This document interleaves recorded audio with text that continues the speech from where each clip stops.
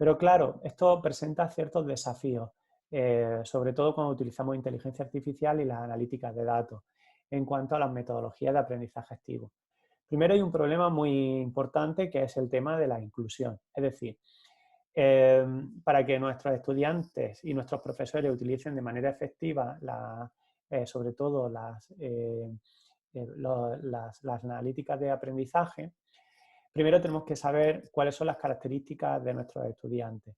Hay que tener muy claro cuáles son las características de nuestros profesores y cuál es su nivel de alfabetismo digital. Si el nivel de alfabetismo digital de nuestros profesores y de nuestros alumnos es bajo, o es limitado, o es inicial, entonces hay que intervenir antes de empezar a aplicar este tipo de metodología para que de alguna forma esto no se convierta en un problema y sobre todo pues que les permita obtener lo mejor de esa información que van a tener a su disposición.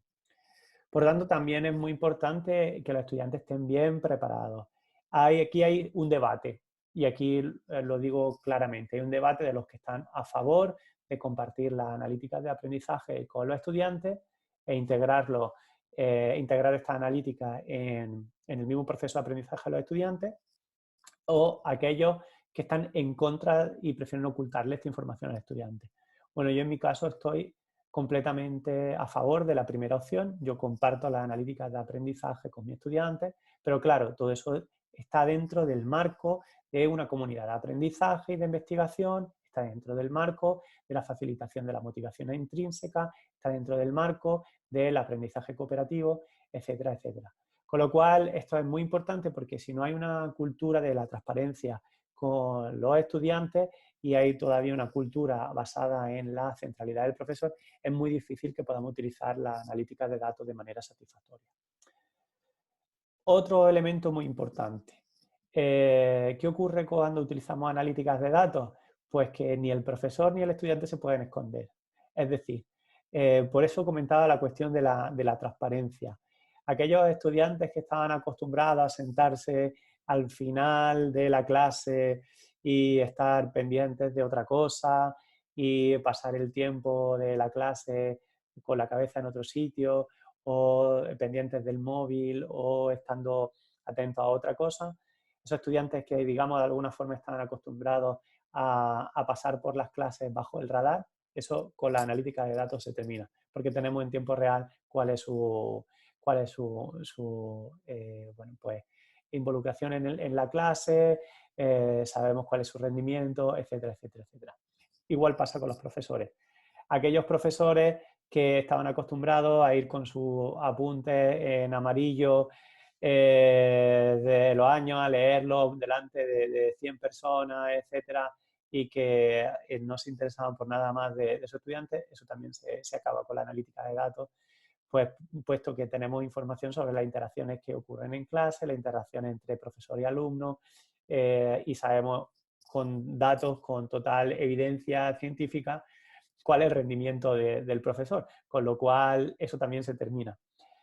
Por tanto, es muy importante que se trabaje la motivación de los profesores y de los estudiantes, ya que tienen que entender que el aprendizaje se debe basar en una experiencia de mejora personal y de desarrollo personal y que digamos, estos incentivos, estas motivaciones extrínsecas basadas en recompensa y castigo deben acabarse, puesto que al utilizar todas estas analíticas que están a nuestra disposición, tenemos información que de alguna forma, digamos, desnudan tanto a profesores como alumnos, con lo cual es muy importante trabajar la motivación intrínseca, que desarrollen un sentido de la responsabilidad, tanto profesores como estudiantes, en la manera en la que ellos están involucrados en esa comunidad de indagación. Por tanto, como decía antes, el profesor deja de ser el elemento central, ya que tenemos muchísimos datos y podemos tomar decisiones que incluso pues no sean compartidas por el propio profesor. Es decir, como la perspectiva del proceso de aprendizaje es la del estudiante y como además tenemos datos de qué es lo que le interesa a los estudiantes, tenemos datos de cómo han ido trabajando las tareas, etcétera,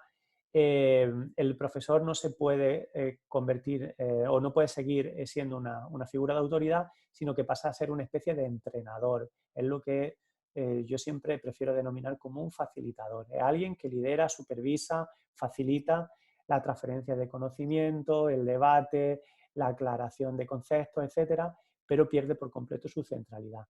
Con lo cual, bueno, pues esto es muy difícil de asumir para buena parte de nuestros profesores. Y por último, algo que es muy importante, sobre todo si utilizamos analíticas de aprendizaje, es ver cómo podemos aplicarlo de manera práctica, de forma inmediata a la resolución de problemas concretos, etcétera, etcétera, etcétera. Claro, la analítica de datos pues nos ayuda muchísimo a esto, puesto que tenemos información en tiempo real de cómo lo están haciendo nuestros estudiantes y podemos optar por una solución u otra, hacer ejemplos en tiempo real que permitan a los estudiantes razonar críticamente sobre, por ejemplo, la solución que cada equipo, cada grupo ha dado en torno a un mismo problema compartido.